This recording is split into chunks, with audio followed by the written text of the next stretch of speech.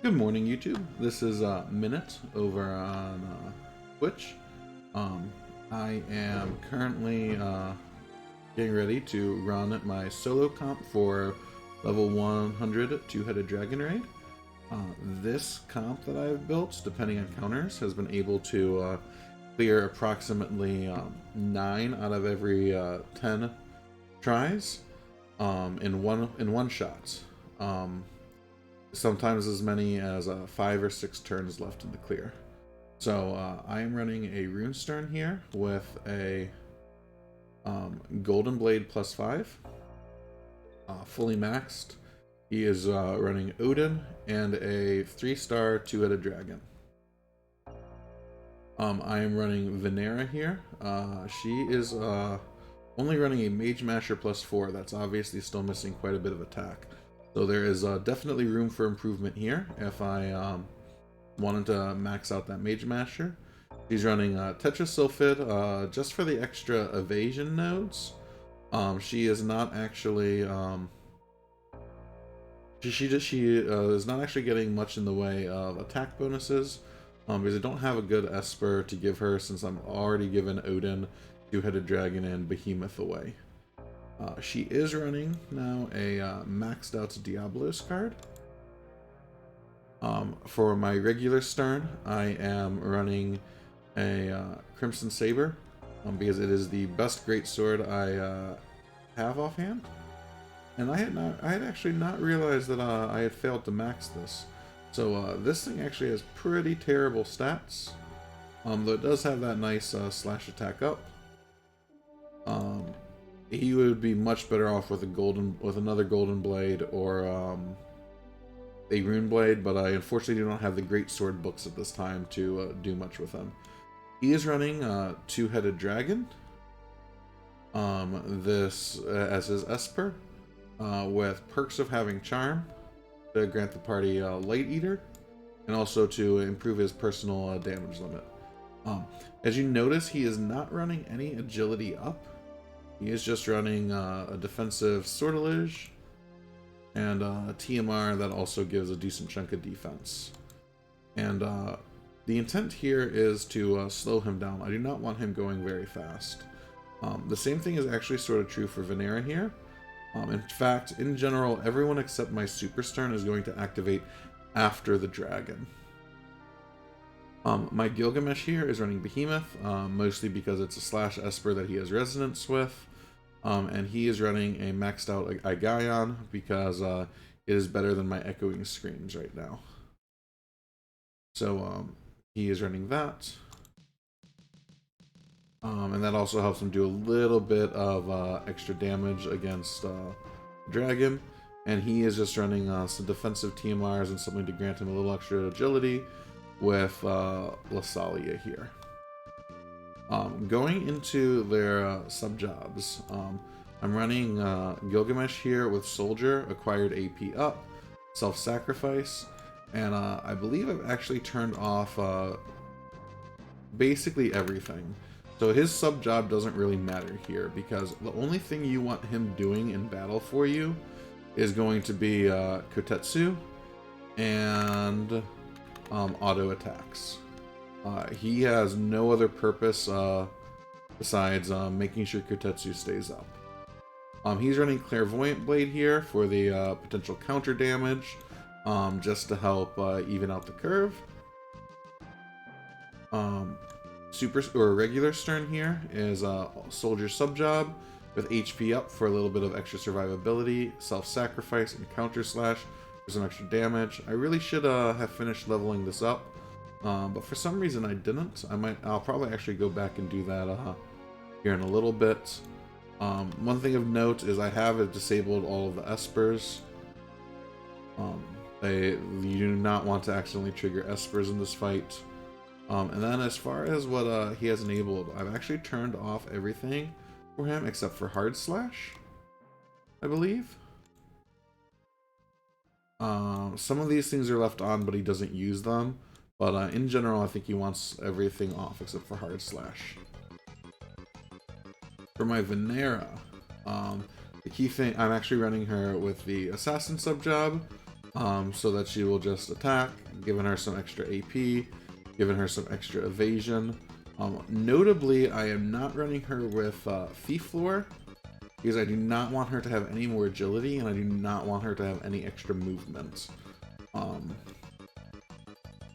She is running Dark Shadow here, which can give her some extra CT, and also increase her evasion rate, which is a nice little plus for helping with chain stuff. And then on her sub-job, I turned off Poison Sting, so she has no ranged attacks. That's actually really important. The big thing you want on her is Armor Cleaver, though I do go ahead and leave like Pillaging Blade on. Condemning Blade, like I've left all of her attacks on, but for the most part, they aren't used outside of Pillaging Blade and Armor Cleaver. I believe on her sub job, everything is turned off. Yes. And then for Super Stern, we are running him with, I believe, everything turned off except for his buffs, which he doesn't use. Hazard Crusher. He doesn't actually end up using Swift Slash at all. Catastrophe is left on. I don't believe he uses that. Hey, good to see you, WC Master. Hope you're doing well today. And then, of course, the big thing you want on him is his double attack. And then he's running Blade Soul Desperation. And he's running Murderous Glare to just give him some extra slash attack if he happens to proc it. And I think I primarily use that because I haven't leveled up his other options. So, or at least nothing that helps improve his damage, and that's really the biggest issue for him. So now we're going to go ahead and embark, and I'm going to walk through some of the timing stuff here that is really important.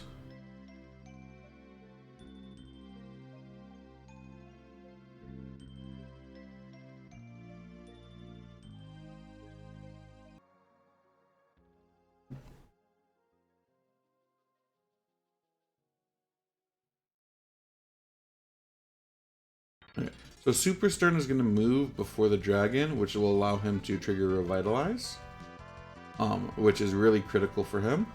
Then the dragon's going to move, and you need the dragon to move all the way down here for this comp to work, because then Gilgamesh can Kotetsu and drop this add. You got the slash attack down. Venera comes up, Armor Cleavers. You've now got the defense down, and then you're actually going to get that super capping damage right off the stern on the first turn with that hard slash. And then this movement triggers something really important here, which is Super Stern can now actually walk up, Hazard Crusher, and drop everything. And so now everyone is focused on the dragon from this point forward. No one's going to run and try to kill an ad on the side. All these guys are out of AP, so you're just going to see 3 attacks here real fast. And where things can go wrong is if you get a lot of early counters, Stern can drop, which is incredibly unfortunate if it happens. Stern will usually die on this clear, but not towards the end, and you'll still be able to finish, right? So Stern walks over, he's going to double attack some more. Gilgamesh is going to auto attack, right? Because he's got nothing but Kotetsu on, so he's just going to build AP for the next Kotetsu. Stern caps for that big, huge damage right there again. And now he will go ahead and drop, and now it's going to actually get a little tight. Oftentimes he'll survive a little bit later. Venera is going to use Armor Cleaver. We get another Kotetsu. That keeps the defense down and slash attack resist down buffs going. Big double attack off Stern. And if that Stern lives, we're usually winning right around this point with 5 actions left. With the Stern having dropped a little early, it's going to be very tight here. We're going to get the double attack, and we will manage to finish it with 2 actions left. So that's really good. Sometimes when that Stern drops early, it doesn't work out. But this is the solo clear that I've managed to put together. Obviously this is a whale comp. It's not optimized, right? As I mentioned before, we got the Crimson Saber on the Stern, only a Mage Master +4 on the Venera, but It is obviously a whale comp. I am running 2 100 cost UR units. I have heard people talk about running solo clears using Gafgarion and then like a similar team with regular Stern and Venera.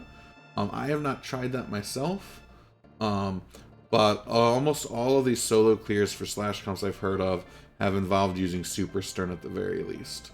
So this is definitely out of reach for a lot of players, but for those who have been spending money on Select Shard tickets or who have built Super Stern, this is entirely possible. So hopefully this was useful to see.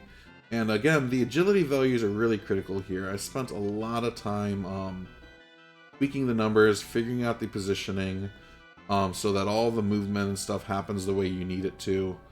And yeah, this works really well for me. Like I said, 9 out of 10 times about, I will successfully one-shot. Thank you all for tuning in for this YouTube video, and I hope you all have a great day.